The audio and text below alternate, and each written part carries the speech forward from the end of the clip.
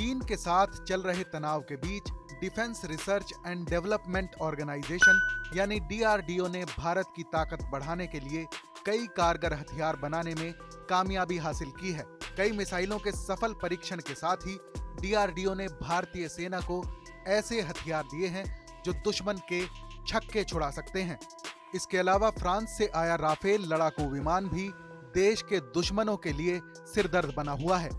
तो हम आपको बताते हैं कि भारत के वो कौन कौन से नए, बड़े और घातक हथियार हैं जिनसे पिछले साल भर के दौरान भारतीय सेना की ताकत में बड़ा इजाफा हुआ है।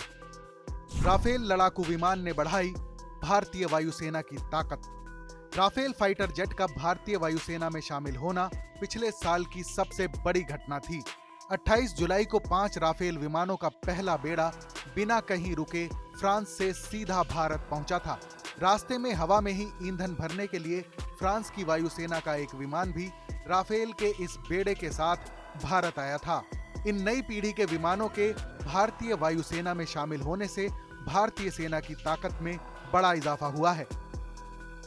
स्मार्ट टॉर्पीडो सिस्टम का सफल टेस्ट। अक्टूबर 2020 में DRDO ने मिसाइल असिस्टेड टॉर्पीडो सिस्टम यानी SMART स्मार्ट का कामयाब टेस्ट किया था। स्मार्ट हथियार को समुद्र में लड़ाई के दौरान गेम चेंजर कहा जा रहा है। स्मार्ट सिस्टम को एंटी सबमरीन सिस्टम का पैटर्न बदलने वाली तकनीक बताया जा रहा है।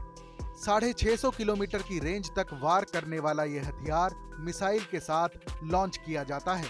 ये दुश्मन के जहाज या फिर पनडुब्बी के नजदीक पहुंचकर टॉर्पीडो को गिरा देता है और फिर ये टॉर्पीडो अपने लक्ष्य को तबाह कर देता है।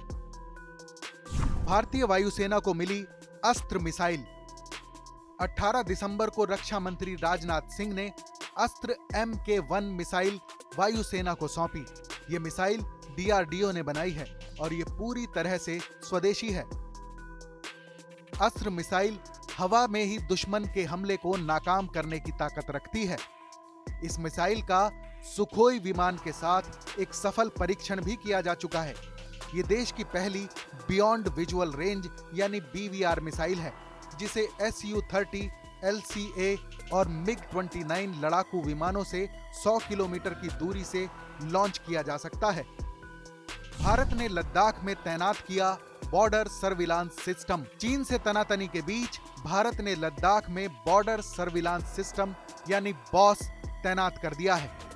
इस रडार सिस्टम को DRDO ने बॉर्डर पर सर्विलांस के मकसद से बनाया है। इसमें high tech XR electro optical sensor लगे हुए हैं जो दिन रात निगरानी कर सकते हैं। इन्हें हाइब्रिड एनर्जी सोर्स के साथ लद्दाख के ऊंचाई वाले इलाकों में लगाया गया है ताकि 0 डिग्री से नीचे के तापमान में भी दुश्मन की घुसपैठ का पता लगाया जा सके। Medium range surface to air missile का सफल परीक्षण। DRDO ने एक medium range surface to air missile यानी MRSAM का सफल परीक्षण कर लिया है। ये जमीन से हवा में मार करने वाली मीडियम रेंज की मिसाइल है जो 100 किलोमीटर तक वार कर सकती है। नौसेना के लिए बना इसका नेवल वर्जन बराक 8 भी है, जिसे पहले ही भारतीय नौसेना को दिया जा चुका है। ब्रह्मोस सुपरसोनिक क्रूज मिसाइल का सफल परीक्षण। भारतीय नौसेना ने ब्रह्मोस सुपरसोनिक क्रूज मिसाइल का अक्टूबर महीने में सफल परीक्षण किया था। इसे इंडियन नेवी के वॉरशिप INS चेन्नई से लॉन्च किया गया था। ब्रह्मोस सुपरसोनिक क्रूज मिसाइल ने अरब सागर में अपने टारगेट को कामयाबी के साथ ध्वस्त किया था। ये मिसाइल 400 किलोमीटर से ज्यादा दूरी तक अपने लक्ष्य पर निशाना लगा सकती है।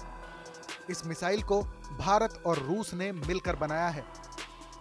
TV9 भारतवर्ष डिजिटल के लिए फरीद अली की खास रिपोर्ट।